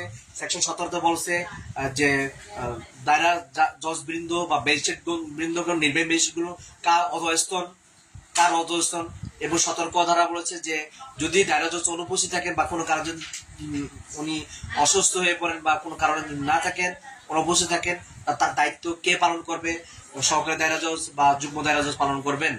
তো এই যে পাওয়ার সম্পর্কে 17 ধারা পর্যন্ত পড়ে আসলাম, সব কিছু ম্যাজিস্ট্রেটদের সম্পর্কে বলা হয়েছে। এবং মহানগরী এলাকার জন্য, যেহেতু এটা স্পেশাল একটা সিটি, একটা মহানগর এলাকা, মেট্রোপলিটন এলাকা, সেই হিসেবে মেট্রোপলিটন এলাকার জন্য মেট্রোপলিটন ম্যাজিস্ট্রেট আলাদা নিয়োগ করা আছে। তাদের কথা আমরা এখন পড়ব সেকশন 18 থেকে সেকশন 21 পর্যন্ত। 18 থেকে সেকশন 21 আমার শিক্ষানবিশ আইনজীবী ভাইদের জন্য বলবো, এটা বিশেষভাবে মনে রাখবেন। সেকশন 18 থেকে 21 আপনি যখন বেশি বেশি মেমোরাইজ করবেন, বেশি বেশি এক্সারসাইজ করবেন, তখন ধারাগুলো আপনার ব্রেনে এমনি সেট আপ হয়ে যাবে। আপনাকে মুখস্থ করার কোনো দরকার, আইন মুখস্থ করে পড়ার জিনিস না। আমার শিক্ষানবিশ আইনজীবীদের আমার আন্তরিক অনুরোধ থাকবে এই জন্য যে আপনারা ধারাকে মুখস্থ করবেন না। ধারা মুখস্থ জিনিস না, ধারা মুখস্থ করে মনে রাখা যায় না। এই আমি যত বেশি পড়বো আইনকে, যত বেশি পড়বো, যত চর্চা করবো, তত বেশি আমার ধারা মনে থাকবে, আপনার জন্য ইজি হয়ে যাবে, সহজ হয়ে যাবে। এটা উদাহরণ হিসেবে, এক্সাম্পল হিসেবে আমি কথাটা বলি। একটু পড়ার মাঝে মাঝে একটু আনুষঙ্গিক আলোচনা করতে হয়, কারণ এটা একঘেয়েমি, লেখাপড়ার যে একঘেয়েমিটা, এটা দূর হয়ে যায়। আমি এটা শুধু আইনের ক্ষেত্রে নয়, এটা সকল ছাত্রছাত্রীদের জন্য এই কথাটা প্রযোজ্য। আপনি যখন লেখাপড়াটাকে বুঝে পড়বেন, লেখাপড়াটা বর্তমানে আমাদের জেনারেশন গুলো মুখস্থ করে, মেমোরাইজ করে পড়ে। লেখাপড়াটা মেমোরাইজিং সিস্টেম না। এই যে বর্তমানে সৃজনশীল যে লেখাপড়া চালু হয়েছে, এটা উদ্দেশ্যটাই হচ্ছে আপনার প্রতিভাকে বিকশিত করার জন্য, আপনার ব্রেনকে প্রসন্ন করার জন্য, আপনার ব্রেনটাকে প্রসারিত করার জন্য। আপনি যাই আমি লেখাপড়া করি না কেন, আমাকে আগে বুঝতে হবে। আমি বুঝে নিজের ভাষায় আমি অ্যান্সার করব, পরীক্ষা হলে অ্যান্সার করব। অ্যাজ ইট ইজ আমাকে বই ভাষা ইউজ করার দরকার নেই। আমি আমার পরীক্ষায় অংশগ্রহণ করব, আমি আমার নিজের ভাষাকে ব্যবহার করব, আমি আমার নিজের বক্তব্য উপস্থাপন করব, যা আমি আসলে কতটুকু বুঝতে পেরেছি, আমি যা শিখেছি তাই আমি কাগজে উপস্থাপন করার চেষ্টা করব। এটা একটা খুবই গুরুত্বপূর্ণ একটা পয়েন্ট ছাত্রদের জন্য, শিক্ষানবিশ আইনজীবীদের জন্য, সকল যারা লার্নেড আছেন তাদের জন্য প্রযোজ্য। কারণ হচ্ছে আপনি কোনো কিছু মুখস্থ মেমোরাইজ করতে যাবেন না। যাদের মেমোরাইজ শক্তি পাওয়ার আছে, ভালো আছে, আলহামদুলিল্লাহ, অনেক ভালো। কিন্তু মেমোরাইজের থেকে সবচেয়ে বড় শক্তি হচ্ছে আপনি বোঝা। আপনি যদি বুঝিয়ে একবার পড়েন এটা সারা জীবন মনে রাখতে পারবেন। Life time you remember that, you remember that for life time, you remember that for life time. আপনি সারা জীবন জন্য সেটা মনে রাখতে পারবেন। It is easy for you, আপনার এটা সহজ হয়ে যায়। আমি যখন বুঝবো, বুঝে পড়বো, আইনটাকে বোঝার জিনিস, মুখস্থের জিনিস নয়। তো আমরা প্রত্যেকটা জিনিসকে বুঝে ঠান্ডা মাথায় ভাববো, বুঝবো, দেন আমি প্রতিটা দিন প্রতিটা পার্ট যেটা বুঝবো না বারবার পড়বো, তাহলে আমার জন্য এটা ইজি বা সহজ হয়ে যাবে। তো আসেন আমরা সেকশন 18 বলছি যে এখানে সেকশন 18 থেকে 21 পর্যন্ত মেট্রোপলিটন ম্যাজিস্ট্রেটের ক্ষমতা, তাদের অধস্তনতা নিয়ে আলোচনা করা আছে। সেকশন 18 মেট্রোপলিটন ম্যাজিস্ট্রেটের নিয়োগ, appointment of metropolitan magistrate. Subsection 1 বলছে প্রত্যেক মেট্রোপলিটন এলাকাতে বাংলাদেশ জুডিশিয়াল সার্ভিসের নিযুক্ত ব্যক্তিদের মধ্যে হতে চিফ মেট্রোপলিটন ম্যাজিস্ট্রেট এবং অতিরিক্ত চিফ মেট্রোপলিটন ম্যাজিস্ট্রেট এবং অন্যান্য ম্যাজিস্ট্রেটগণকে নিয়োগপ্রাপ্ত হবেন। মেট্রোপলিটন এলাকার ম্যাজিস্ট্রেটদের কোথা থেকে নিয়োগ করা হয়? ওনারা তো আকাশ থেকে বেশি আসেন না, ওনাদেরকে নিয়োগ দেওয়া হয় জুডিশিয়াল সার্ভিসের পক্ষ থেকে, সরকার তাদেরকে নিয়োগ দেন। জুডিশিয়াল সার্ভিসের নিযুক্ত ব্যক্তিদের মধ্যে হতে চিফ মেট্রোপলিটন ম্যাজিস্ট্রেট, অতিরিক্ত চিফ মেট্রোপলিটন ম্যাজিস্ট্রেট এবং অন্যান্য ম্যাজিস্ট্রেটগণদেরকে নিয়োগপ্রাপ্ত হবেন। In every metropolitan area, the chief metropolitan magistrate, additional chief metropolitan magistrate, and other metropolitan magistrate shall be appointed from among the person employed in the Bangladesh Judicial Service. Subsection 2, সরকার এক বা একাধিক অতিরিক্ত chief metropolitan magistrate নিয়োগ করতে পারবেন। সরকার চাইলে এক বা একাধিক মেট্রোপলিটন ম্যাজিস্ট্রেটদেরকে নিয়োগ করতে পারেন। উক্ত অতিরিক্ত ম্যাজিস্ট্রেটগণ এই কার্যবিধির অধীন অথবা বর্তমানে বলবৎ অন্য কোনো আইনের অধীন সরকারের নির্দেশনা অনুসারে চিফ মেট্রোপলিটন ম্যাজিস্ট্রেট সকল বা যে কোনো ক্ষমতা প্রাপ্ত হবেন। The government May appoint one or more additional chief metropolitan magistrate, and such additional chief metropolitan magistrate shall have all or any of powers of the chief metropolitan magistrate under this code or under any other law for the time being enforced as the government may direct. Subsection 13 বাতিল। আমরা তাহলে section 18 কি জানলাম? এখানে 3টা subsection আছে, section 1, subsection 1, subsection 2, subsection 3। তো subsection 1 প্রত্যেক মেট্রোপলিটন এলাকাতে বাংলাদেশ জুডিশিয়াল সার্ভিসে নিযুক্ত ব্যক্তিদের মধ্যে হতে চিফ মেট্রোপলিটন ম্যাজিস্ট্রেট, অতিরিক্ত চিফ মেট্রোপলিটন ম্যাজিস্ট্রেট এবং অন্যান্য ম্যাজিস্ট্রেটগণকে নিয়োগপ্রাপ্ত হয়ে থাকেন, এটা জানলাম। সরকার এক বা একাধিক অতিরিক্ত চিফ মেট্রোপলিটন ম্যাজিস্ট্রেট নিয়োগ করতে পারেন। সরকার চাইলে কোনো মেট্রোপলিটন ম্যাজিস্ট্রেট এলাকায় একাধিক মেট্রোপলিটন ম্যাজিস্ট্রেট নিয়োগ দিতে পারেন।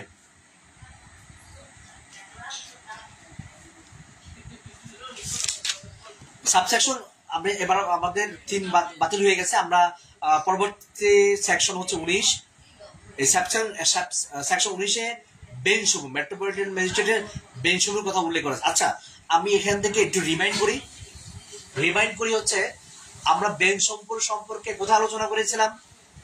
ম্যাজিস্ট্রেটের বেঞ্চ সেকশন 15-তে আমরা ম্যাজিস্ট্রেটদের বেঞ্চ সম্পর্কে আলোচনা করে আসছিলাম। ঠিক একই বেঞ্চ মেট্রোপলিটন ম্যাজিস্ট্রেটও বেঞ্চ তৈরি করতে পারে। সরকার চাইলে 2 বা ততোধিক মেট্রোপলিটন ম্যাজিস্ট্রেটদেরকে নিয়ে একটা বেঞ্চ তৈরি হয়, সেটা সেকশন 19-এ বলেছে যে চিফ মেট্রোপলিটন ম্যাজিস্ট্রেট প্রণীত বিধিমালা সাপেক্ষে যে কোনো 2 বা ততোধিক মেট্রোপলিটন ম্যাজিস্ট্রেট বেঞ্চ হিসেবে একত্রে বসতে পারবেন। সাবসেকশন 20, সেকশন 20 স্থানীয় অধিক্ষেত্রের সীমা। যে মেট্রোপলিটন এলাকার জন্য নিযুক্ত উহার সকল স্থানে প্রত্যেক মেট্রোপলিটন ম্যাজিস্ট্রেট তার এখতিয়ার প্রয়োগ করতে পারবেন। সেকশন 20-এ বলে দিয়েছে যে স্থানীয় অধিক্ষেত্রের সীমা কোথায়, তাদের ক্ষমতা কতটুকু। মেট্রোপলিটন ম্যাজিস্ট্রেট এলাকা ক্ষমতা কি সারা বাংলাদেশে প্রয়োগ করতে পারবে? সমগ্র ডিস্ট্রিক্টে প্রয়োগ করতে পারবে না। তার ক্ষমতা কতটুকু? Which is power of capacity, তার ক্যাপাসিটি কতটুকু। Which is area of the power of magistrate. বলছে সেকশন 20-এ বলে দিয়েছেন যে মেট্রোপলিটন এলাকার জন্য নিযুক্ত উহার সকল স্থানে প্রত্যেক মেট্রোপলিটন ম্যাজিস্ট্রেট তারা এখতিয়ার প্রয়োগ করতে পারবেন।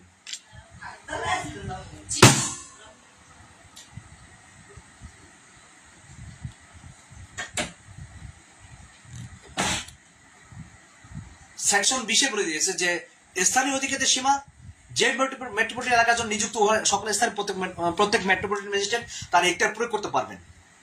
অর্থাৎ যে মেট্রোপলিটন ম্যাজিস্ট্রেটকে যেই মেট্রোপলিটন এরিয়াতে নিয়োগ করা হয় উনি ওই এরিয়ার মধ্যেই তিনি তার ক্ষমতা প্রয়োগ করতে পারবেন। Section 21 chief metropolitan magistrate. এতদিন পরে আসলো, আমরা মেট্রোপলিটন ম্যাজিস্ট্রেট পড়ে আসলাম, এবার চিফ মেট্রোপলিটন ম্যাজিস্ট্রেট কারা? আমরা চিফ জুডিশিয়াল ম্যাজিস্ট্রেট সম্পর্কে পড়ে আসছি কত ধারায়? সেকশন 11-তে, সেকশন 11-এ। সেকশন 11-এ চিফ জুডিশিয়াল ম্যাজিস্ট্রেট সম্পর্কে আমরা আলোচনা করে এসেছি। তো এখানে মেট্রোপলিটন ম্যাজিস্ট্রেটের সাথে চিফ মেট্রোপলিটন ম্যাজিস্ট্রেট সম্পর্কে কিছু বলা হয়নি, আলাদাভাবে একটা সেকশন দেওয়া, section 21 chief metropolitan magistrate. Subsection 1-এ বলেছে যে চিফ মেট্রোপলিটন ম্যাজিস্ট্রেট তার অধিক্ষেত্রের সীমার মধ্যে এই কার্যবিধি বা বর্তমানে বলবৎ, তার অধিক্ষেত্রের সীমার মধ্যে এই কার্যবিধি বা বর্তমানে বলবৎ অন্য কোনো আইন অনুসারে তাকে বা কোনো মেট্রোপলিটন ম্যাজিস্ট্রেটকে প্রদত্ত সকল ক্ষমতা প্রয়োগ করবেন এবং সময়ে সময়ে সরকারের পূর্ব অনুমোদন ক্রমে নিম্নলিখিত বিষয়গুলি নিয়ন্ত্রণের জন্য এই কার্যবিধির সাথে সামঞ্জস্যপূর্ণ বিধিমালা প্রণয়ন করতে পারবেন। The chief metropolitan magistrate shall exercise within the local limits of his jurisdiction all the powers conferred on him or on a metropolitan magistrate under this code or under any law for the time being in force, and may from time to time, with the previous sanction of the government, make rules consistent with this code to regulate. তা আমরা কি বুঝলাম chief metropolitan magistrate সম্পর্কে? যে সরকার যখন chief metropolitan ম্যাজিস্ট্রেটকে কোনো জায়গায় নিয়োগ দিবেন তো সময় সময় ওনাকে ওনার বিধি কার্যবিধি উনি কি কি ক্ষমতা প্রয়োগ করতে পারেন সেটা কি করতে পারেন? প্রণয়ন করতে পারবেন। ক মেট্রোপলিটন ম্যাজিস্ট্রেটের মধ্যে কাজ বন্টন ও পরিচালনা তাদের আদালত পরিচালিত রীতি। একটা চিফ মেট্রোপলিটন ম্যাজিস্ট্রেটের ক্ষমতা কি কি?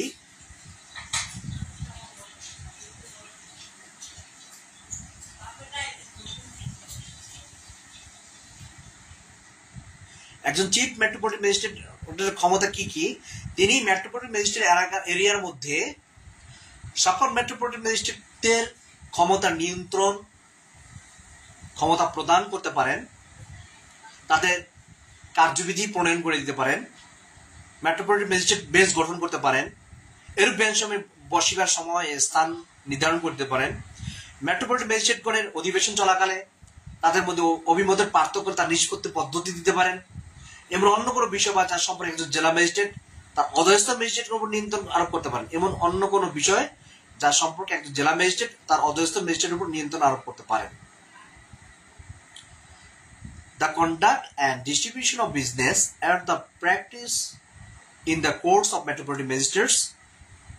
Subsection B, the constitution of benches of metropolitan magistrates. C, the times and place at which such benches shall sit, the mode of setting difference of opinion which may arise between metropolitan magistrate in a session, and any other matter which could be dealt with by a chief judicial magistrate under his general powers of control over the magistrate subordinate to him. আমরা section 21 পর্যন্ত metropolitan magistrate কারা সেই সম্পর্কে পরিচিতি পেয়েছি। এখন আমি যেই অংশটা পড়তে যাব সেটা খুবই একটা গুরুত্বপূর্ণ পয়েন্ট। এখান থেকে ম্যাক্সিমাম এমসিকিউতে প্রশ্ন থেকে থাকে, রিটেনেও এটা প্রশ্ন আসে।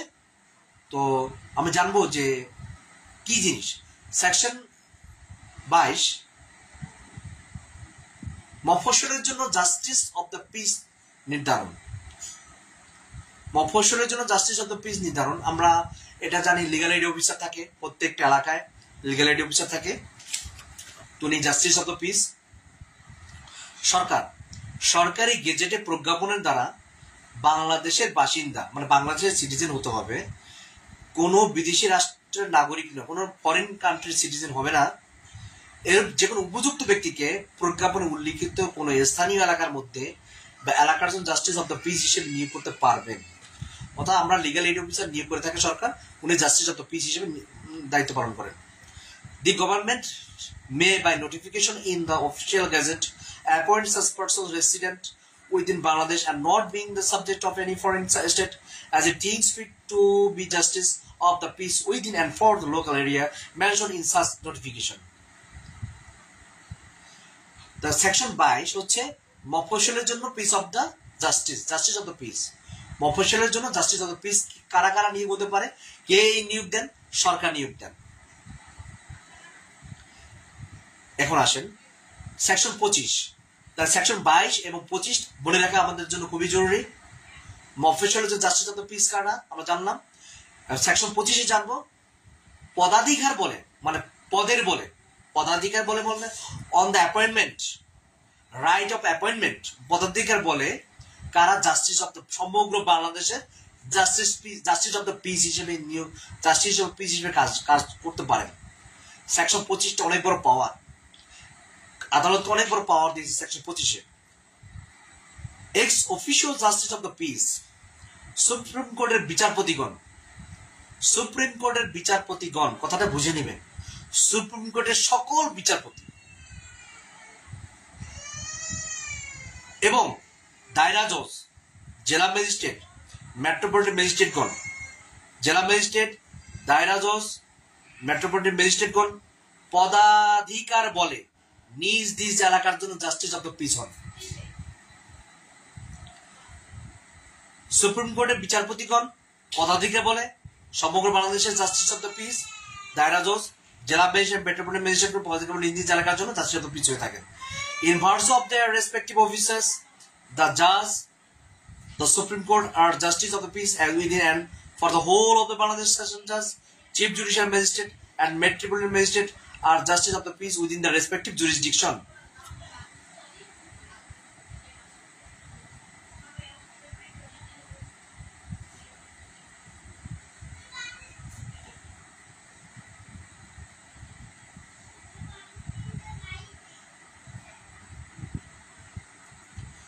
তা আমরা 25 পর্যন্ত আজকে আদালতের শ্রেণী বিভাগ, কোন আদালত কি বলে পরিচিত, ম্যাজিস্ট্রেট আদালত কোনগুলো, মেট্রোপলিটন ম্যাজিস্ট্রেট আদালত কোনগুলো, দায়রা আদালত কোনগুলো আমরা চিনে আসলাম। তাদের কার্যক্রম কি, কে কি কাকে তাদেরকে কে নিয়োগ দেন, কিভাবে তারা নিয়োগ প্রাপ্ত হন, এই ডিটেলস আমরা জানতে পারলাম আজকের অধ্যয়ন থেকে। তো এই বিষয়ে আপনাদের যদি কোনো প্রশ্ন থেকে থাকে অবশ্যই আপনার কমেন্টসে জানাবেন।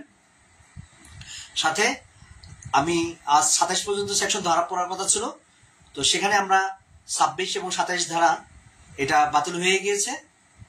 তো আমাদের একটা পার্ট, দ্বিতীয় অধ্যায় শেষ হয়ে গেছে। আগামীকালকে আমরা থার্ড পার্ট অর্থাৎ তৃতীয় অধ্যায় লেসন 3 থেকে আমরা আলোচনা শুরু করবো, যেটা সেকশন শুরু হবে সেকশন 28 থেকে 41 পর্যন্ত। খুবই আনন্দের একটা টপিকস, যতই পড়বো ততই মজা লাগবে, তো যতই ভালো লাগবে। আমরা আইন সম্পর্কে তত বেশি জ্ঞাত হবো, তত বেশি জানতে পারবো, যত বেশি জানবো তত বেশি আমরা কি করতে পারবো, আমরা জ্ঞানী হতে পারবো, তত বেশি আমরা আমাদের ভাবুক বা জানুক হিসেবে আমরা জ্ঞান অর্জন করতে পারবো, বা আমাদের সমাজ ব্যবস্থাটাকে সুন্দরভাবে সাজাতে পারবো। তো আইন জানা যেরকম জরুরি, আইন মানাও তেমন জরুরি। আমরা আইন শিখবো, আইন জানবো, তাকে আমি যদি রেসপেক্ট না করে শ্রদ্ধা যদি না জানাই, তাহলে এই আইন জানা দিয়ে আমার কোনো লাভ হবে না। আমার কথাটা হচ্ছে এরকম, বাংলাদেশের প্রত্যেকটা ল তৈরি হয় কি জন্য, যখন সমস্যা যখন উৎপত্তি হয় তখন একটা আইন তৈরি হয়, কিন্তু এই আইনটা যখন তৈরি হয় তো এই আইনটা রক্ষা করা আমাদের প্রত্যেকের দায়িত্ব। আমি আইন তৈরি করলাম বা আইনটা আমি মানলাম না, সেই আইনের প্রতিষ্ঠিত করে কোনো লাভ নেই। প্রত্যেকটা আইন তৈরি হওয়ার পেছনে ব্যাকগ্রাউন্ড থাকে। তো আমাদের প্রত্যেক নাগরিককে, বাংলাদেশের প্রত্যেকটা নাগরিককেই আইন মানাটা খুবই জরুরি, আইন জানাটাও জরুরি, রেসপেক্ট করা উচিত। সৃষ্টির শুরু থেকেই আইনের অভ্যাস প্রচলিত আছে, আমরা আইন মেনেই সমাজ গঠিত হয়। আইনের উৎপত্তি অনেক, আমরা যখন জুরিসডিকশন পড়বো, ল জুরিসডিকশন আমরা অনেকে পড়ে আসছি, ল একাডেমিতে LLB করছে। তো এই ল জুরিসডিকশন বলছে যে আইনের উৎপত্তির কারণ কি। আইন মানুষের উপকারের জন্যই তৈরি হয়। আইন মানুষের ক্ষতি করে না, আইন মানুষের উপকার করে। আইন ভালো মানুষের জন্য, আইন খারাপ মানুষের জন্য না। আপনার একটা সুন্দর মানুষ, একটা ভদ্র মানুষ, একজন সরল মানুষ, একটা সহজ মানুষের জন্যই আইন। অর্থাৎ যে গুড সিটিজেন, যে ভালো হতে চায়, ভালোভাবে সমাজে বসবাস করতে চায়, তার জন্য আইন, তার জন্যই তৈরি, তার নিরাপত্তার জন্য তৈরি হয়। তো আইনটা হচ্ছে, আমরা আমাদের আজকে পার্ট এখানে শেষ, একটু আনুষ্ঠানিক আলোচনা করবো আইন সম্পর্কে। আইন সম্পর্কে জানা, আইন কোর্স সম্পর্কে জানাটা আমাদের খুবই জরুরি। যে এই আইনটার উৎপত্তির ব্যাকগ্রাউন্ড হচ্ছে আমাদের সমাজের চিরাচরিতের যে নিয়মগুলো আছে, সেই নিয়মগুলো প্রথা থেকেই আইন উৎপত্তি হয়েছে, সাথে ধর্মীয় অনুশাসন থেকে আইন উৎপত্তি হয়েছে। আমরা যারা মুসলিম আছি আমরা কোরআনিক আইন অনুসরণ করি, যারা হিন্দু আছে তারা হিন্দু ল বা তার কাস্টমসকে ফলো করে, যারা খ্রিস্টিয়ান আছে তারা খ্রিস্টিয়ানকে ধর্মীয় অনুশাসনকে ফলো করে। তো যেটা চিরাচরিত নিয়ম, যুগে যুগে যেই আইন, যেটা নিয়ম প্রচলিত হয়ে আসতেছে, তার মধ্যে কোনো ইন্টারস্ক্রিপ্ট হয় নাই, মানে ওখানে বাধা বিঘ্ন হয় নাই, কোনো কেউ ভেটো দেয় নাই, বাটো বন্ধ হয়ে যায় এরকম না। যেটা যুগে যুগে থেকে এক নাগারে চলে আসতেছে, সেটা আইন হিসেবে প্রতিষ্ঠিত হয়। আইন গবেষণা থেকেও তৈরি হয়, আইন বিচারকের ন্যায় বোধ থেকেও তৈরি হয়, আইন আমাদের সর্বোচ্চ যে কি বলে, আমাদের যাদেরকে আমরা জাতীয় পর্যায়ে আমাদের দেশের প্রতিনিধিত্ব করতে দেই, যেটা আমরা পার্লামেন্ট বলি, যেটা সংসদ, জাতীয় সংসদ, সেখান থেকে আইন পাস হয়। তো এই আইনটা তৈরি হয়, আইনের ব্যাখ্যাটা করে আইনজীবী বা বিচারক, তারা এটাকে ব্যাখ্যা করে থাকেন। একটা আইনকে কিভাবে প্রয়োগ করতে হয়, এটা ব্যাখ্যাটা আইনজীবী এবং বিচারকগণ করে থাকেন। কিন্তু এটা প্রয়োগ, এটা তৈরি করে হচ্ছে ল মেকার, ল মেড যেটা করে, যেটা পার্লামেন্ট করে থাকে, ল মেড করে থাকে। আর এটা প্রয়োগটা করে হচ্ছে প্রশাসন হচ্ছে এটার প্রয়োগ করে থাকে, এটাকে নিয়ন্ত্রণ করে থাকে, বা তারা এটা প্রয়োগ ব্যবহার করে থাকে। কিন্তু আইনটা কিভাবে প্রয়োগ করতে হবে, কোন ধারায় প্রয়োগ করতে হবে, এটার ব্যাখ্যাটা একমাত্র বিচারক দিয়ে থাকেন এবং আইনজীবীরা দিয়ে থাকেন। তো আইনটা, এই আইনের কার্যক্রমের সাথে তিনটা অ্যাডমিনিস্ট্রেশন জড়িত। আইন প্রশাসন অর্থাৎ আইন বিভাগ, যেটাকে আমরা বলি পার্লামেন্ট, শাসন বিভাগ যেটা অ্যাডমিনিস্ট্রেশন, যারা ম্যাজিস্ট্রেট করে থাকেন, পুলিশ প্রশাসন করে থাকেন, এবং বিচার বিভাগ যেটা আসলে বিচার বিভাগের সাথে যা অ্যাডভোকেট, ম্যাজিস্ট্রেট এবং জাজরা জড়িত হয়ে আছেন। তো আইনটাকে প্রচলিত নিয়মে আমাদের যে লিখিত সবকিছু, মানে বাংলাদেশের কনস্টিটিউশনটা লিখিত কনস্টিটিউশন, তো বাংলাদেশের সংবিধানটা লিখিত আকারে আছে, আইনগুলো সব লিখিত।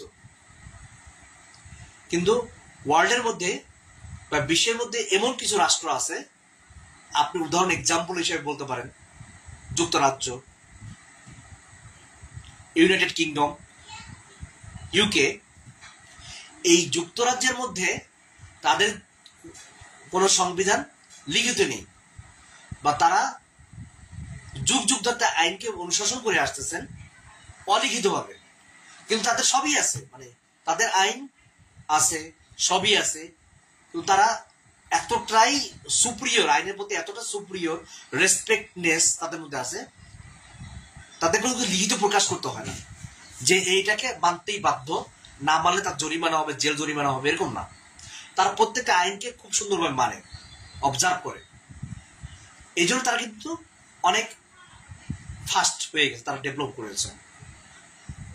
আমরা বাংলাদেশ, আমাদের ভিতরে আইন ভঙ্গের প্রবণতা অনেক বেশি, অনেক প্রচলন। খুব দুঃখজনক ব্যাপার হচ্ছে বাংলাদেশ রাষ্ট্রীয়ভাবে সকল সড়ক পরিবহনের যে আইনগুলো তৈরি হয়েছে, অনেক নিয়ম কানুন আছে, মেট্রোপলিটন রুলস আছে, যে আমরা ড্রাইভার যারা আছি, যারা আমরা গাড়ি চালাই, বা আমরা যারা কার বা বাইক বা যে কোনো ধরনের আমরা যানবাহন পরিচালনা করি, আমরা রুলসগুলোকে ফলো করি না। বাংলাদেশ রোড অ্যাক্সিডেন্ট পিছনে সর্বপ্রথম কারণ হচ্ছে আইনকে অমান্য করা। আমাদের প্রত্যেকটা জায়গায় পয়েন্টে পয়েন্টে পুলিশ প্রশাসন বসে থাকে, চেক করে। কেন?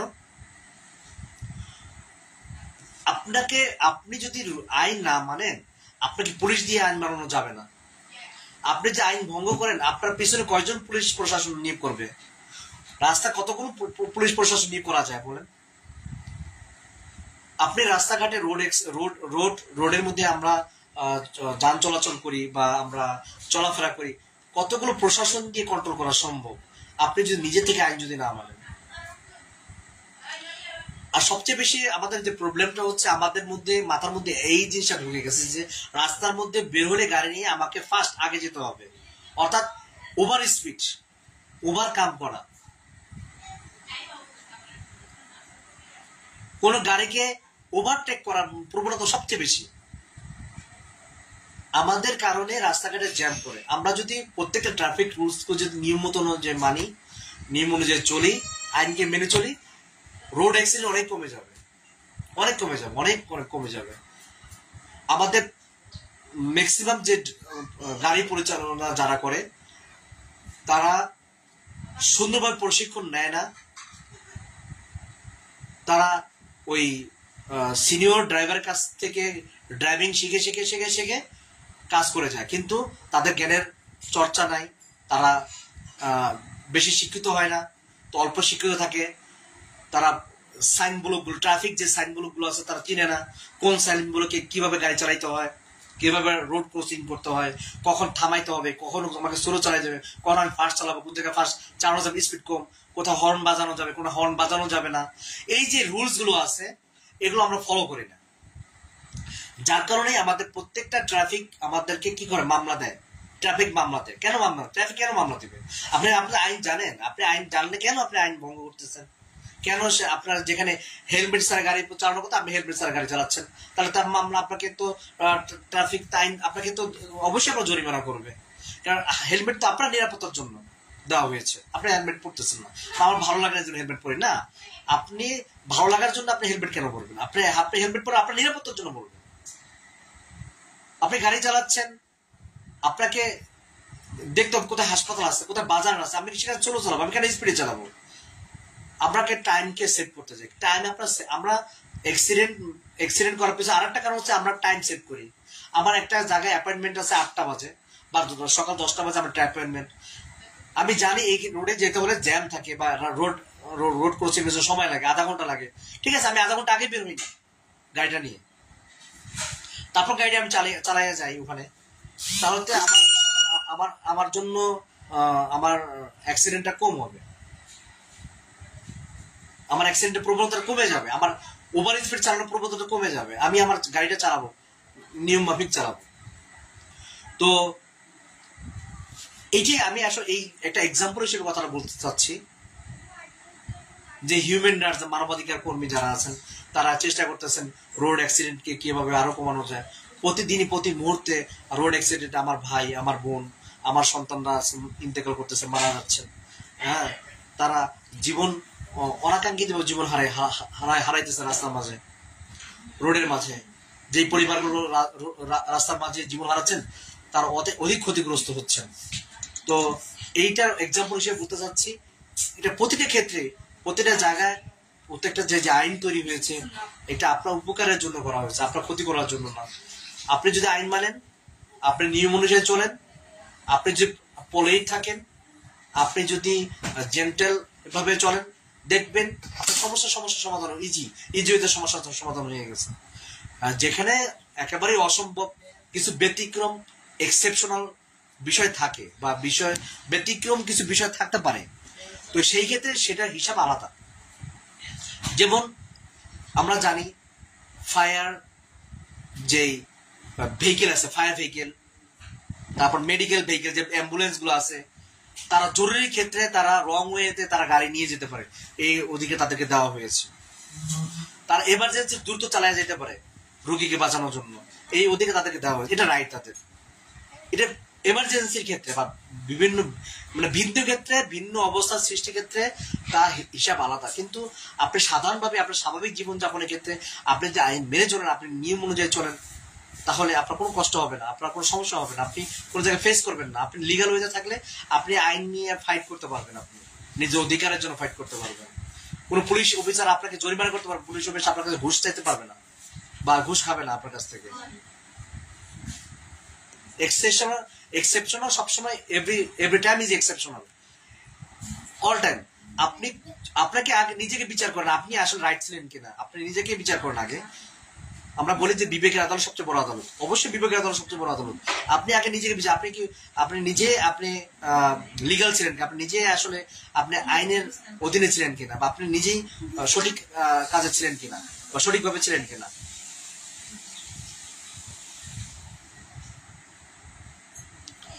এই জন্য আইন জানাটা খুব জরুরি, আইন মানাটাও জরুরি।